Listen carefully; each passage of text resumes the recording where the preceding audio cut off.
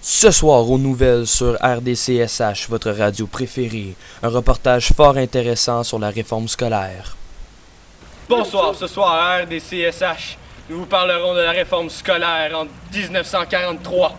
Ce projet de loi fut présenté au premier ministre Adélard Godbout qui l'adopta par la suite.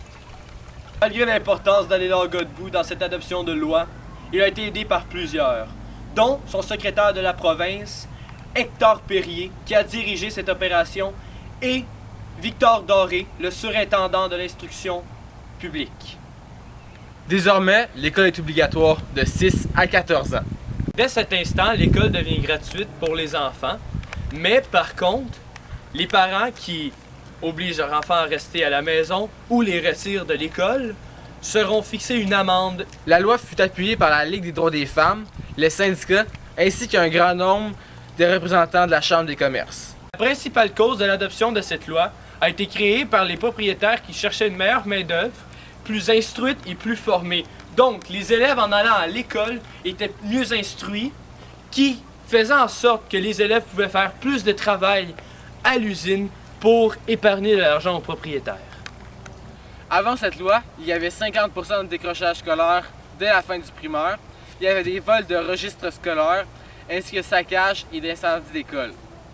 Avant cette pénible loi, il y avait une première tentative en 1845 qui a échoué elle aussi péniblement.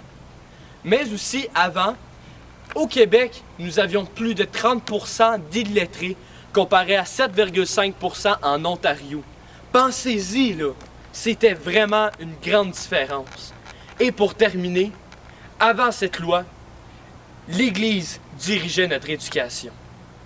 La principale cause que cet événement a procuré aux entreprises était une baisse économique, car évidemment, les élèves étaient à l'école, mais non pas aux usines.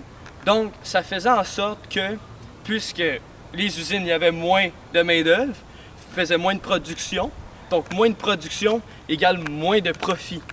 Mais après un certain temps, j'imagine parce qu'il y avait beaucoup de personnes, les usines ont recommencé à faire beaucoup d'argent et puisque les enfants qui allaient travailler là étaient beaucoup plus instruits et beaucoup mieux formés, ils faisaient plus de profit plus rapidement et dépensaient moins d'argent pour payer leurs employés.